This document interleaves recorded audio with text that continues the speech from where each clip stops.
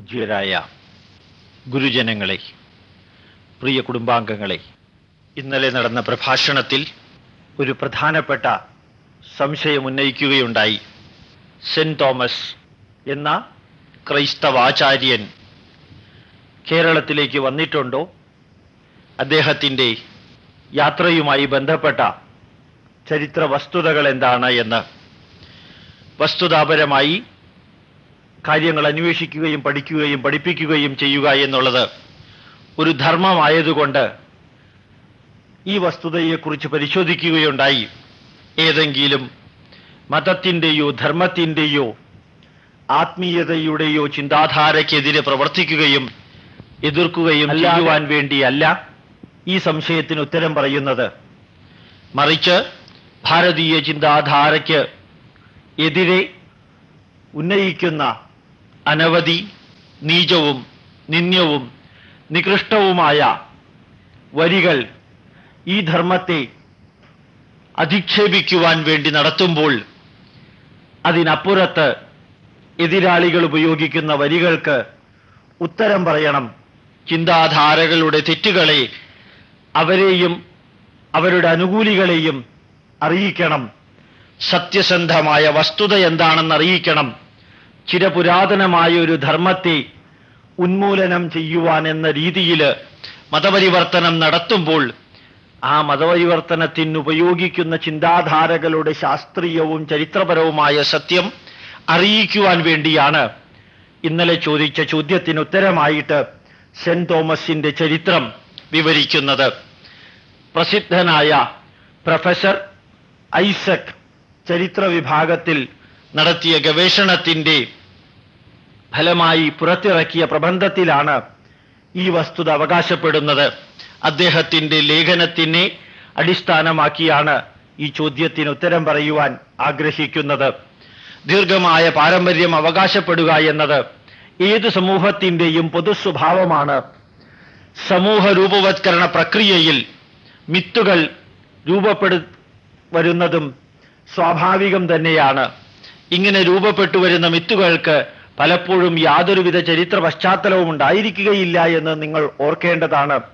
അത്തരത്തിൽ ശ്രദ്ധേയമായ പാരമ്പര്യവാദമാണ് കേരളത്തിലെ ക്രൈസ്തവർ, പ്രത്യേകിച്ചും സുറിയാനി ക്രൈസ്തവർ അവകാശപ്പെടുന്ന അപ്പോസ്തലിക പാരമ്പര്യം അഥവാ സെന്റ് തോമസ് പാരമ്പര്യം.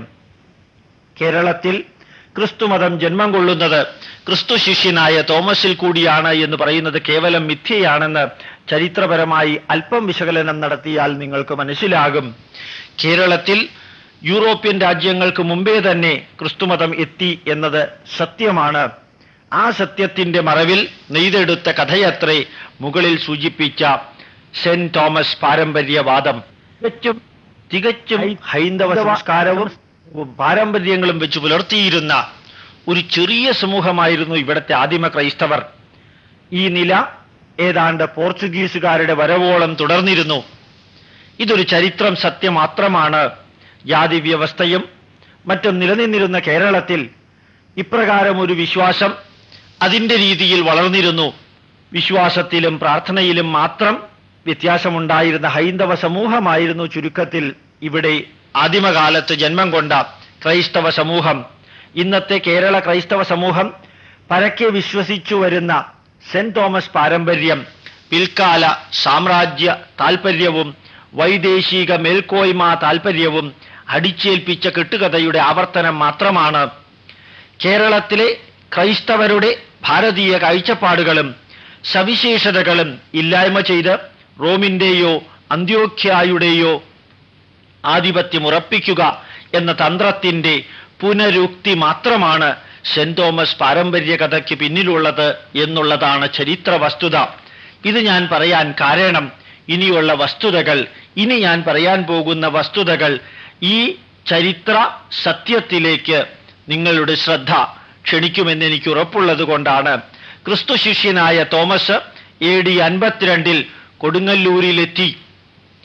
ഇവിടത്തെ നമ്പൂതിരിമാരെ ക്രിസ്തുമാർഗം ചേർത്ത് അവർക്ക് വേണ്ടി കേരളത്തിൽ പലയിടങ്ങളിലായി 8 പള്ളികൾ സ്ഥാപിച്ചു എന്നും അതിനുശേഷം കിഴക്കോട്ട് സഞ്ചരിച്ച് ഏതാണ്ട് മദ്രാസിനടുത്തുള്ള മൈലാപ്പൂർ വരെ എത്തി. തുടർന്ന് മൈലാപ്പൂരിൽ വെച്ച് രക്തസാക്ഷിത്വം വരിച്ചു എന്നുമാണ് ഈ കഥ. ഇതൊരു കഥ മാത്രമാണ്. ഇത് ആരുടെയോ ഭാവനാവിലാസത്തിൽ മുളച്ച കഥയാവാം. പക്ഷേ ഈ കഥയുടെ ചരിത്ര പശ്ചാത്തലത്തിൽ ഒരു പരിശോധനയ്ക്ക് തോമസിന്റെ പ്രായം, ഭൂമിശാസ്ത്രം, നമ്പൂതിരി സമൂഹത്തിന്റെ രൂപവൽക്കരണം, പള്ളി സങ്കല്പം, യുക്തി തുടങ്ങിയ ചരിത്ര പഠന ആയുധങ്ങൾ ഉപയോഗിക്കേണ്ടതായിരിക്കുന്നു. ഈ ലേഖനത്തിൽ അത്തരമൊരു ചെറിയ ഉദ്യമം, ചരിത്ര വസ്തുതകൾ പഠിക്കുകയും പഠിപ്പിക്കുകയും സത്യസന്ധമായി അന്വേഷിക്കുകയും ചെയ്യുന്ന വ്യക്തി എന്ന നിലയിൽ ഞാനത് ചെയ്യുവാൻ ഉദ്ദേശിക്കുകയാണ്.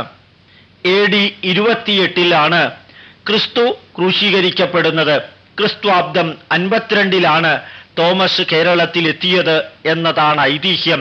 അതായത് ക്രിസ്തു ജനിച്ച് 56 വർഷങ്ങൾക്ക് ശേഷമാണ് തോമസ് കേരളത്തിലെത്തിയത്. ക്രിസ്തു 30 വയസ്സിനു ശേഷമാണ് മതപ്രചരണം ആരംഭിച്ചത്. ഇത് തീർച്ചയായും അന്നാട്ടിലെ ആളുകളുടെ ഗുരുവിനോടോ പ്രവാചകനോടോ ഉള്ള മനോഭാവം വെളിവാക്കുന്നു. ഗുരു അഥവാ പ്രവാചകൻ തീർച്ചയായും പക്വത ആർജിച്ച വ്യക്തിയായിരിക്കണം. അതുകൊണ്ടാവാം ക്രിസ്തു പോലും മതപ്രചാരണം ആരംഭിക്കുന്നത് 30 വർഷങ്ങൾ കാത്തിരുന്നതിന് ശേഷമാണ്. അങ്ങനെയെങ്കിൽ ശിഷ്യന്മാരായി തീർന്നവർക്ക് അക്കാലത്ത് 30 വയസ്സിലധികമാവാനാണ് സാധ്യത എന്നുള്ളത് വസ്തുതയാണല്ലോ. അതുകൊണ്ട് തോമസ് ക്രിസ്തു ശിഷ്യനാകുമ്പോൾ ഏതാണ്ട് 40-50 വയസ്സിനിടയിലാവാനാണ് അദ്ദേഹത്തിന്റെ പ്രായം എന്നുള്ളതാണ് സാധ്യത. ബൈബിൾ ഏതാണ്ട് ക്രിസ്ത്വാബ്ദം 50-നും 70-നും ഇടയ്ക്കാണ് എഴുതപ്പെട്ടിരിക്കുന്നത്. ബൈബിൾ രചന തുടങ്ങുന്ന കാലത്ത് ശിഷ്യന്മാരെല്ലാം തന്നെ മരിച്ചു കഴിഞ്ഞിരുന്നതായി ചരിത്രം സൂചന നൽകുന്നുമുണ്ട്. ക്രിസ്തുവോ ശിഷ്യന്മാരോ അല്ല ബൈബിൾ എഴുതിയത്. ക്രിസ്തുവിൻ്റെയും ശിഷ്യന്മാരുടെയും ദർശനങ്ങൾ പിൽക്കാലത്ത് AD 50-നും 70-നും ഇടയ്ക്ക് മൂപ്പന്മാർ എന്ന് വിളിക്കപ്പെടുന്ന അപ്പോസ്തല സംഘം ആണ് എഴുതിയതെന്ന് വേദശാസ്ത്ര പണ്ഡിതന്മാർ വിശ്വസിക്കുന്നു. ചുരുക്കത്തിൽ ക്രിസ്ത്വാബ്ദം 50-നു മുൻപ് എല്ലാ ശിഷ്യന്മാരും മരിക്കുകയോ രക്തസാക്ഷിത്വം വരിക്കുകയോ ചെയ്തിരിക്കാം. ചരിത്രം തരുന്ന സൂചന ഇതാണ്. അഥവാ ക്രിസ്ത്വാബ്ദം 52-ൽ കേരളത്തിലെത്തിയെങ്കിൽ അപ്പോൾ തോമസിന് 70 വയസ്സെങ്കിലും ഉണ്ടാവാനാണ് സാധ്യത. ഇത്ര വൃദ്ധനായൊരു വ്യക്തിക്ക് പ്രതിബന്ധങ്ങളെ തരണം ചെയ്ത് അക്കാലത്ത് കേരളത്തിലെത്താനാകുമോ? അഥവാ എത്തിയാൽ തന്നെ കേരളത്തിൽ അന്ന് നിലനിന്നിരുന്ന വിവിധങ്ങളായ ഗ്രാമ്യഭാഷകളിലൂടെ മതപ്രചരണം നടത്താൻ കഴിയുമോ? ഈ സംശയങ്ങൾക്ക് യുക്തിസഹമായ മറുപടി കണ്ടെത്തുകയേ വഴിയുള്ളൂ. അതാണ് ചരിത്ര സത്യം പഠിക്കുന്ന വ്യക്തി ചെയ്യേണ്ടതും. കേരളത്തിൽ തോമസ് എത്തി എന്നതിന് യാതൊരു ചരിത്രരേഖകളുമില്ല. കേരളത്തിലെത്തിയ തോമസിൻ്റേതെന്ന് അവകാശപ്പെടുന്ന ലേഖനങ്ങളോ സുവിശേഷങ്ങളോ ഉള്ളതായി ഒരു തെളിവുമില്ല. ബൈബിളിലെ പുതിയ നിയമത്തിന്റെ പകുതി ഭാഗങ്ങളും പുതുതായി മതപരിവർത്തനം നടത്തിയ വിവിധ ദേശങ്ങളിലെ ആളുകൾക്കുള്ള നിർദ്ദേശങ്ങൾ അത്രേ. അത്തരത്തിലൊരു ലേഖനം കേരള ക്രിസ്ത്യാനികളെ സംബന്ധിച്ച് അവകാശപ്പെടാനില്ല. അതുകൊണ്ട് കേരളത്തിൽ ക്രിസ്തുമതം എത്തിയത് ആരുടെയും ബോധപൂർവമായ ശ്രമത്തിലൂടെ അല്ല എന്ന് മനസ്സിലാക്കാം. കേരള ക്രൈസ്തവരെ സംബന്ധിച്ച് ഏറ്റവും പഴക്കം ചെന്ന ചരിത്രരേഖ തരിശാപ്പള്ളി ചേപ്പാടാണ്. ഇതിന്റെ കാലപ്പഴക്കമാകട്ടെ ഏതാണ്ട് 9-ാം നൂറ്റാണ്ടും. കൃത്യമായി പറഞ്ഞാൽ AD 849 എന്നതും ചരിത്രാന്വേഷകന്റെ ദൃഷ്ടികളിൽ ഏറ്റവും പ്രധാനപ്പെട്ട ഒരു സൂചനയാണ്, ചരിത്ര വസ്തുതയാണ്. കേരളത്തിൽ വന്ന തോമസ് നമ്പൂതിരിമാരെ മാർഗം ചേർത്തു എന്നത് പരക്കെ വിശ്വസിക്കുന്നു. ഇതിനും യാതൊരു ചരിത്ര പശ്ചാത്തലവുമില്ല.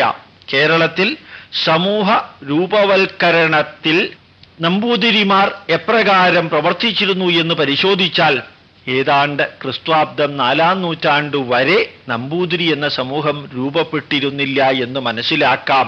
ലോഗൻ, ഇളംകുളം എന്നിവരുടെ അഭിപ്രായത്തിൽ നമ്പൂതിരി സമൂഹം രൂപപ്പെടുന്നത് യഥാക്രമം 7-8 നൂറ്റാണ്ടുകളിലാണ്. ആ സ്ഥിതിക്ക് പിന്നെ എങ്ങനെ ഇല്ലാത്ത നമ്പൂതിരിയെ കൊണ്ട് വരാത്ത തോമസിന് ക്രിസ്തുമാർഗം സ്വീകരിപ്പിക്കാൻ കഴിയും? ഈ മതപരിവർത്തനവാദം യുക്തിക്ക് നിരക്കുന്നതാണോ? ഇതൊരു പുനരുക്തിവാദം മാത്രമാണ്. തോമസ് എന്ന ക്രിസ്തു ശിഷ്യൻ ഭാരതത്തിന്റെ വടക്കു പടിഞ്ഞാറുള്ള കാൻഡഹാറിലാണ് എത്തിയത് എന്ന് ക്രൈസ്തവ വേദശാസ്ത്ര പണ്ഡിതന്മാർ പരക്കെ അംഗീകരിച്ചു തുടങ്ങിയ സത്യമാണ് കാൻഡഹാറിൽ എത്തുക എന്നത് യുക്തിക്ക് നിരക്കുന്നതത്രേ.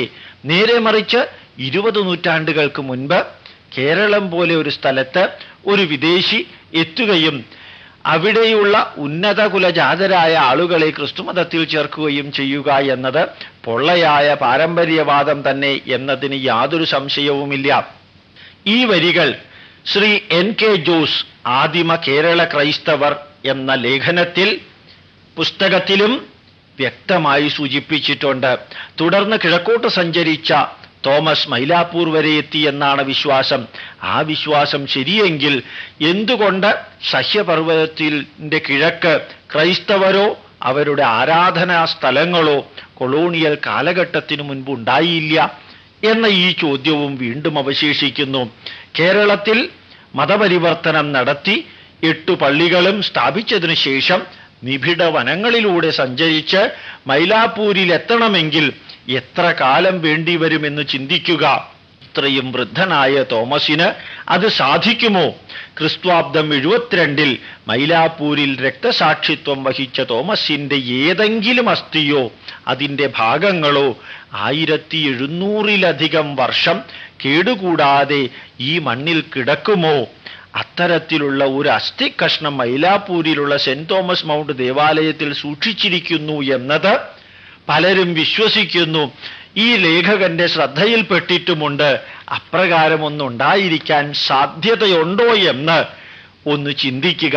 ക്രിസ്തുമത ചരിത്രം പരിശോധിച്ചാൽ പള്ളി രൂപപ്പെടുന്നത് തന്നെ 4-ാം നൂറ്റാണ്ടോടുകൂടി മാത്രമാണ് എന്ന് മനസ്സിലാക്കാം. അതുവരെ ചെറിയ ക്രൈസ്തവ സമൂഹങ്ങളുടെ കൂട്ടായ്മകൾ മാത്രമാണ് ഉണ്ടായിരുന്നത്. ആരാധനാലയത്തെക്കുറിച്ച് സങ്കൽപ്പിക്കുവാൻ പോലും കഴിയാതിരുന്ന കാലത്ത് കേരളത്തിലെത്തിയ വിദേശിയായ മതാചാര്യന് എങ്ങനെ 8 പള്ളികൾ സ്ഥാപിക്കാൻ കഴിയും?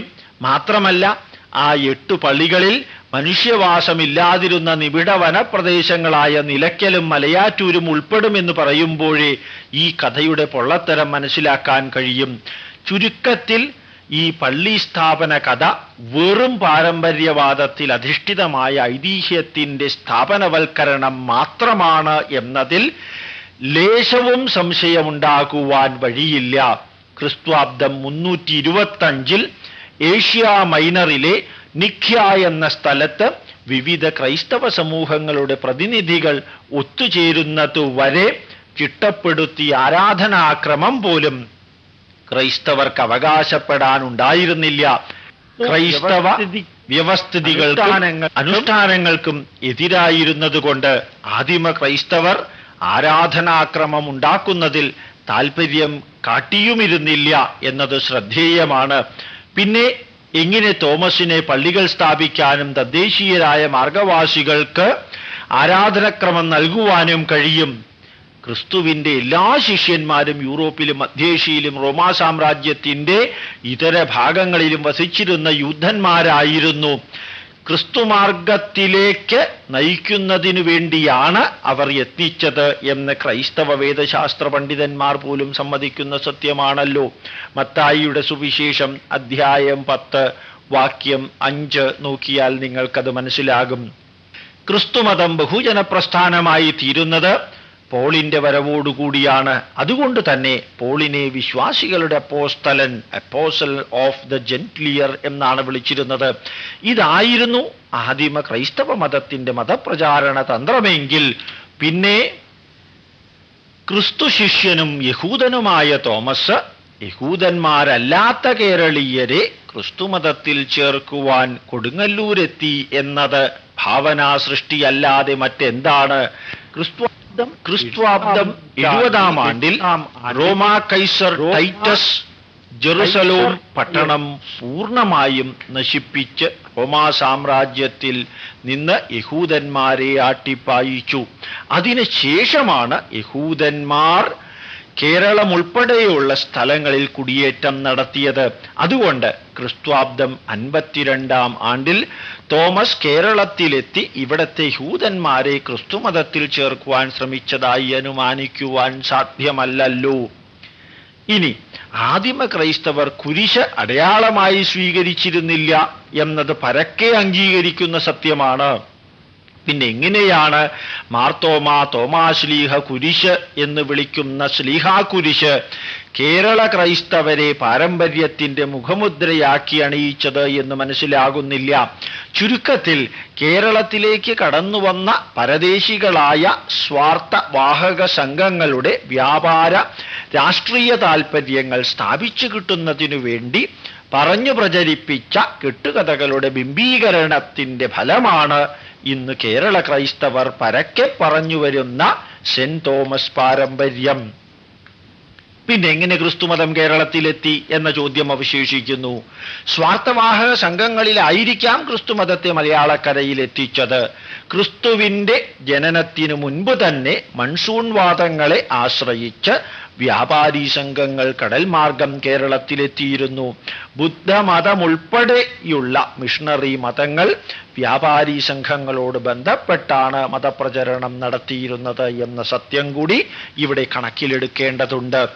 കറുത്ത യഹൂദന്മാരുടെ ജനനം പോലെ ആയിരിക്കാം ഒരു പക്ഷേ ക്രിസ്തുമതവും കേരള മണ്ണിൽ ജനിച്ചു വീണത്. യഹൂദന്മാരായ കച്ചവടക്കാർ വ്യാപാരാർത്ഥം ലോകത്തിന്റെ ഇതര ഭാഗങ്ങളിലെത്തി തദ്ദേശീയരായ സ്ത്രീകളെ വിവാഹം കഴിച്ചിരുന്നു. ഇത് ഏതാണ്ട് അറബിക്കല്യാണത്തിന്റെ രീതിയിലായിരുന്നു താനും. അവരിൽ ജനിച്ചിരുന്ന കുട്ടികളെ യഹൂദ പാരമ്പര്യത്തിലും ചിട്ടയിലും വളർത്തി അങ്ങനെ കറുത്ത യഹൂദവർഗം രൂപപ്പെട്ടു. ആചാരങ്ങളും അനുഷ്ഠാനങ്ങളും വിശ്വാസങ്ങളും തനി യഹൂദ പാരമ്പര്യത്തിൽ അധിഷ്ഠിതമാണ് എങ്കിലും നരവംശാസ്ത്രപരമായി, that is when we say about anthropological knowledge, അതിനെക്കുറിച്ച് പറയുമ്പോൾ ഈ കറുത്ത യഹൂദ സമൂഹങ്ങൾ അവർ തികച്ചും മറ്റൊരു വിധ മാനവരാശിയാണ്. അവർ വേറെ തന്നെയായിരുന്നു. ഇവർക്ക് വെളുത്ത യഹൂദ സമൂഹങ്ങളോട് രൂപശാസ്ത്രപരമായ സാദൃശ്യവും ഉണ്ടായിരുന്നില്ല. ഈ രീതിയിലാവാം ആദിമ നൂറ്റാണ്ടുകളിൽ ക്രിസ്തുമതം കേരളത്തിലെത്തിയത്. ആദിമ നൂറ്റാണ്ടുകളിൽ കേരളത്തിലെത്തിയ ക്രൈസ്തവ വ്യാപാരികൾക്ക് കേരള സ്ത്രീകളിൽ ജനിച്ചവരാകാം ഇവിടത്തെ ആദിമ ക്രൈസ്തവർ. കേരളത്തിലെ അക്കാലത്തെ സാമൂഹ്യ വ്യവസ്ഥിതി അതിനെ സാധൂകരിക്കുകയും ചെയ്യുന്നു. ആദിമ ക്രൈസ്തവ സമൂഹങ്ങൾ വ്യാപാരത്തിലും കൃഷിയിലും താൽപര്യമുള്ളവരായിരുന്നു. ഒരു പക്ഷേ ഈ കച്ചവട പാരമ്പര്യം കൊണ്ടായിരിക്കാം അവർ കേരളത്തിൽ തങ്ങുവാൻ ഇടയായത്. ക്രിസ്ത്യാനികൾ അടുത്ത കാലം വരെ വൈദേശീയ ഭാഷകൾ അവരുടെ ആരാധനാ ഭാഷയായി സ്വീകരിച്ചിരുന്നതും ഈ വൈദേശിക ബന്ധത്തെ സാധൂകരിക്കുന്നുണ്ട് താനും. ക്രിസ്ത്യൻ സാമൂഹ്യ ബന്ധങ്ങൾ തദ്ദേശീയ സാമൂഹ്യ ബന്ധങ്ങളിൽ നിന്ന് വിഭിന്നമായി തുടർന്നിരുന്നതിൻ്റെ പശ്ചാത്തലവും ഇതാകാം. ചുരുക്കത്തിൽ കേരളത്തിലെ ക്രൈസ്തവർക്ക് സെന്റ് തോമസ് പാരമ്പര്യം അവകാശപ്പെടാൻ സാധ്യമല്ല. ഒരു പക്ഷേ മറിച്ച് ലോകത്തിലെ ഇതര ക്രൈസ്തവ സമൂഹങ്ങളെക്കാൾ കൂടുതൽ കാലപ്പഴക്കം അവർക്ക് അവകാശപ്പെടാം. പക്ഷേ ഇവർ തോമാശ്ലീഹയുടെ അനന്തരാവകാശികളാണ് എന്ന് പറയുന്നതിൽ ചരിത്രപരമായ സത്യം അല്പം പോലും കാണുവാൻ സാധ്യമല്ല. സ്വാർത്ഥ വാഹക മതമെന്ന നിലയിൽ ക്രിസ്തുമതം തുറമുഖ പട്ടണങ്ങളിൽ മാത്രം ഒതുങ്ങി നിൽക്കേണ്ടിയിരുന്നില്ലേ എന്ന് ചോദ്യം ഉയർന്നേക്കാം. ക്രിസ്തുമതം കേരളം മുഴുവനും എങ്ങനെ വ്യാപിച്ചു എന്ന വേറൊരു ചോദ്യവും ഉയർന്നേക്കാം.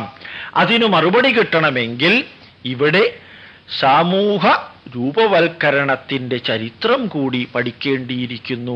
കേരള സമൂഹം എന്ന് പറയുന്നത് ഒരു പ്രത്യേക രീതിയിൽ വളർന്ന് വികസിച്ചു വന്നതായതുകൊണ്ട് ഇപ്രകാരമുള്ള സാമൂഹ്യശാസ്ത്രത്തിൻ്റെ പിൻബലവും കൂടി പരിശോധിച്ചാൽ ഇതിനു നമുക്ക് ഉത്തരം ലഭിക്കും. ബൗദ്ധ സമൂഹത്തിൻ്റെ പതനം ഒരു പരിധിവരെ ക്രൈസ്തവ സമൂഹത്തിൻ്റെ വളർച്ചയെ സഹായിച്ചു. കേരളത്തിലെ ക്രൈസ്തവരെ മാർഗപ്പിള്ളമാർ എന്ന് വിളിച്ചിരുന്നത് ഇപ്രകാരമാണ്. ഇത് പിന്നീട് മഹാപിള്ള, മാപ്പിള എന്നായി മാറി. അതായത് മാർഗപ്പിള്ള, മഹാപിള്ള, പിന്നെ മാപ്പിള എന്നായി മാറി. തിരുവിതാംകൂറിൽ ക്രൈസ്തവരെ മാപ്പിളമാർ എന്ന് വിളിക്കുന്നു എന്ന് പ്രത്യേകം ഓർക്കുമല്ലോ. ശ്രീ NK ജോസ് ആദിമ കേരള ക്രൈസ്തവർ എന്ന പുസ്തകത്തിലെ 101, 102 പേജുകളിൽ ഇക്കാര്യം വളരെ വ്യക്തമായി സൂചിപ്പിച്ചിട്ടുണ്ട്. ഇത് ബുദ്ധമാർഗത്തിൽ നിന്ന് ക്രിസ്തുമാർഗത്തിലേക്കുള്ള മാറ്റത്തെ സാധൂകരിക്കുന്നു. അഷ്ടാംഗമാർഗമാണല്ലോ ബുദ്ധമതത്തിന്റെ ആധാരശില. മോക്ഷത്തിനുള്ള മാർഗം എന്ന നിലയിലാണ് മാർഗം ചേരൽ എന്ന പദം മതപരിവർത്തനത്തിന് നൽകി വന്നത്. അതുകൊണ്ട് കേരളത്തിലെ ക്രിസ്തുമത വ്യാപനത്തിൽ ബുദ്ധമതത്തിനുള്ള പങ്കും വ്യക്തമാകും. സെന്റ് തോമസിൻ്റേത് എന്ന് പറയുന്ന ചിത്രം സൂക്ഷ്മമായി പരിശോധിച്ചാൽ അതേതോ ബോധിസത്വന്റെ ചിത്രത്തിന് രൂപഭേദം വരുത്തിയതാണ് എന്ന് മനസ്സിലാകാം. പിൽക്കാലത്ത് ബുദ്ധമതത്തിൽ നിന്ന് ക്രിസ്തുമതത്തിലേക്ക് മാർഗം ചേർന്ന തദ്ദേശീയർ ആരാധിച്ചിരുന്ന ഏതോ ബോധിസത്വ വിഗ്രഹത്തെ വികലപ്പെടുത്തി കേരള ക്രിസ്തുമതധാരയിൽ ചേർത്തതാവാം. ഇന്ന് ക്രൈസ്തവർ കാണുന്ന സെന്റ് തോമസിൻ്റേതെന്ന് പറയുന്ന വിഗ്രഹം യഥാർത്ഥത്തിൽ ഏതോ ബുദ്ധമതാനുയായിയായ സന്യാസിയുടേതാകാം. അത് ഈ വാദത്തെ സാധൂകരിക്കുന്നു. ഈ വാദം സാധൂകരിക്കുന്നതിന് പഴയ റോമാചരിത്രം കൂടി പരിഗണിക്കേണ്ടതാണ്. റോമിലെ ക്രൈസ്തവർ അവരുടെ പഴയ ദേവന്മാരുടെ വിഗ്രഹങ്ങൾക്ക് ക്രിസ്തുമതത്തിലെ വിശുദ്ധന്മാരുടെ പേരുകൾ നൽകി പുനഃപ്രതിഷ്ഠ നടത്തിച്ച കഥ ചരിത്ര സത്യമാക്കി മാറ്റിയിട്ടുമുണ്ട്. ഇന്ന് ക്രൈസ്തവർ ആരാധിക്കുന്ന അഥവാ സൂക്ഷിക്കുന്ന ക്രിസ്തുവിൻ്റേതുൾപ്പെടെയുള്ള എല്ലാ രൂപങ്ങളും പഴയ റോമാക്കാരുടെ ദൈവങ്ങളുടേതാണ്. അതായത് യേശുക്രിസ്തുവിന്റെ രൂപമുൾപ്പെടെ നാം ഇന്ന് കാണുന്ന ക്രൈസ്തവർ ഇന്ന് ആരാധിക്കുന്ന ഒരു വിഗ്രഹവും ഒരു രൂപവും യഥാർത്ഥ ക്രിസ്തുവിൻ്റേതോ തോമാശ്ലീഹയുടേതോ ക്രൈസ്തവ ശിഷ്യന്മാരുടേതോ അല്ല എന്നതാണ് ചരിത്ര സത്യം. അതെല്ലാം തന്നെ അന്ന് റോമിൽ നിലനിന്നിരുന്ന അതിപുരാതനമായ മറ്റൊരു സംസ്കാരത്തിൻ്റെ പ്രതിരൂപങ്ങളായി വർത്തിച്ചിരുന്ന വിഗ്രഹങ്ങളാണ് എന്നർത്ഥം. അതുപോലെ തന്നെ സെന്റ് തോമസിൻ്റെ കാര്യത്തിലും മറ്റേതോ ബുദ്ധ മതാനുയായിയുടെ രൂപവും ഭാവവും എടുത്ത് അദ്ദേഹം തോമാശ്ലീഹയുടേതാണ് എന്ന് വരുത്തി തീർത്തു. അതായത് മറ്റൊരു വ്യക്തിയെ തോമാശ്ലീഹയാക്കി പ്രതിഷ്ഠിച്ചു. ഇവിടെ സ്ഥാപിച്ച കുരിശുകൾ തോമാശ്ലീഹ കൊണ്ടുവന്നതാണെന്ന് പ്രഖ്യാപിച്ചു. ആ ചരിത്രപരമായ സത്യമല്ലാത്ത നുണ നിരന്തരം ആവർത്തിച്ചപ്പോൾ അത് ലോകം അംഗീകരിച്ചു എന്ന് വരുത്തി തീർത്തു. ക്രൈസ്തവരുടെ ഇടയിൽ ഉപയോഗിക്കുന്ന മാർഗം, പള്ളി തുടങ്ങിയ പദങ്ങൾ ബൗദ്ധ സമൂഹങ്ങളുടെ സംഭാവനയാണ്. അടുത്ത കാലം വരെ ക്രൈസ്തവ സ്ത്രീകൾ ഉപയോഗിച്ചു പോന്ന വസ്ത്രധാരണ രീതി പോലും ബുദ്ധമത പാരമ്പര്യത്തിൻ്റെ ഉത്തമ ഉദാഹരണമത്രേ. ഇനി മറ്റൊരു കാര്യവും കൂടി പരിശോധിക്കാം. PK ബാലകൃഷ്ണന്റെ ഭാഷയിൽ പറഞ്ഞാൽ സജാതിക്ക് പൂർവകാല മഹാത്മ്യം കണ്ടെത്താവുന്ന ചരിത്ര കഥാരചനയിൽ നാം മത്സരിച്ച് വൈഭവം പ്രകടിപ്പിക്കുന്നു. അതായത് കേരളത്തിലെ ക്രൈസ്തവരും ഇതിൽ നിന്ന് ഭിന്നമല്ല. അതിപുരാതനമായ പാരമ്പര്യം വെച്ചു പറഞ്ഞുകൊണ്ട് അത് പ്രചരിപ്പിച്ചുകൊണ്ട് ക്രിസ്തുവിനോടൊപ്പം ജീവിച്ചിരുന്ന തോമസ് കേരളത്തിൽ വന്നു എന്ന് വരുത്തി തീർത്ത് അദ്ദേഹമാണ് നിലയ്ക്കലിലെ കുരിശ് മണ്ണിൻ്റെ അടിയിൽ കുഴിച്ചിട്ടത് എന്ന് വരുത്തി തീർത്ത് അവിടെ അതിന് പൂർവമാഹാത്മ്യം നൽകി 2 സഹസ്രാബ്ദത്തിൻ്റെ പാരമ്പര്യം നൽകി അവിടെ ഒരു പള്ളി പണിയാനുള്ള ശ്രമം ആരംഭിച്ചപ്പോൾ ചരിത്രത്തെ ദുർവ്യാഖ്യാനം ചെയ്ത് കെട്ടുകഥ ഉണ്ടാക്കിയതിനെ സ്ഥാപനവൽക്കരിക്കുകയാണ് ചെയ്തത് എന്നുള്ളത് പ്രത്യേകം നാം ഓർക്കുക. ചുരുക്കത്തിൽ ക്രിസ്തുമതം മലയാളക്കരയിൽ എത്തിയത് ആരുടെയും ബോധപൂർവമായ ശ്രമത്തിൽ നിന്നല്ല, മറിച്ച് ചരിത്രപരമായ കാരണങ്ങളാലാകാം. പിൽക്കാല വൈദേശീയ താൽപ്പര്യങ്ങൾ തദ്ദേശീയ ക്രൈസ്തവ സമൂഹത്തിലൂടെ സ്ഥാപിച്ചെടുക്കുന്നതിനു വേണ്ടി മെനഞ്ഞെടുത്ത കഥയാണ് സെന്റ് തോമസിന്റെ പാരമ്പര്യം ഇത് ചരിത്ര വസ്തുതയായി നിലനിൽക്കുന്നു. യഥാർത്ഥത്തിൽ മറ്റൊരു വസ്തുത കൂടി ഇതിൻ്റെ കൂട്ടത്തിൽ ചിന്തിക്കാവുന്നതാണ്. ഇപ്രകാരം പറഞ്ഞ് ലേഖനം അവസാനിക്കുന്നു എങ്കിൽ ഈ ലേഖനത്തിൻ്റെ ഉള്ളിലേക്ക് വീണ്ടും ഇറങ്ങിച്ചെല്ലുവാൻ നമുക്ക് അവസരം ലഭിക്കുകയാണെങ്കിൽ മറ്റു ചില വസ്തുതകൾ കൂടി ഇത് ഉപരിപ്ലവമായിട്ടെങ്കിലും നമുക്ക് പരിശോധിക്കാം. 70 വയസ്സ് പ്രായമുള്ള സെന്റ് തോമസ് ഇസ്രായേലിൽ നിന്ന് അല്ലെങ്കിൽ റോമിൽ നിന്ന് ഏതാണ്ട് 10,000-ഓളം കിലോമീറ്റർ ദൂരമുള്ള കേരളത്തിലേക്ക് അറേബ്യയിലെ മരുഭൂമികൾ താണ്ടി അഫ്ഗാനിസ്ഥാൻ വഴി അതിനപ്പുറത്തുള്ള ഇറാൻ വഴി പാകിസ്ഥാൻ കടന്ന് കാശ്മീരിലൂടെയോ രാജസ്ഥാനിലൂടെയോ കടന്ന് ഹരിയാനയും മധ്യപ്രദേശും കടന്ന് മഹാരാഷ്ട്രയും കടന്ന് കർണാടകത്തിലെത്തി അവിടെ നിന്ന് അവസാനം കേരളം വരെ നടന്നു വന്നു, അല്ലെങ്കിൽ കാളവണ്ടിയിൽ വന്നു, അല്ലെങ്കിൽ മറ്റേതെങ്കിലും വാഹനത്തിൽ വന്നു എന്ന് വിശ്വസിക്കുക തികച്ചും അസാധ്യമായൊരു വസ്തുത. മാത്രമല്ല, വന്ന വഴിയിൽ ഒരു സ്ഥലത്തും അദ്ദേഹം മതപരിവർത്തനം നടത്തുകയോ കുരിശ് സ്ഥാപിക്കുകയോ പള്ളി സ്ഥാപിക്കുകയോ ചെയ്തില്ല. കേരളത്തിൽ വന്നപ്പോൾ നമ്പൂതിരിമാരെ മതപരിവർത്തനം നടത്തണമെന്നും പള്ളി സ്ഥാപിക്കണമെന്നും കുരിശ് സ്ഥാപിക്കണമെന്നും തോന്നിയത് അതിവിചിത്രമായ ഒരു ഐതിഹ്യമാണ്.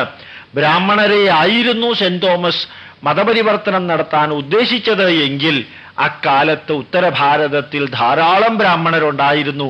അവരെ മതം മാറ്റുക എന്നുള്ളത് എളുപ്പവുമായിരുന്നു.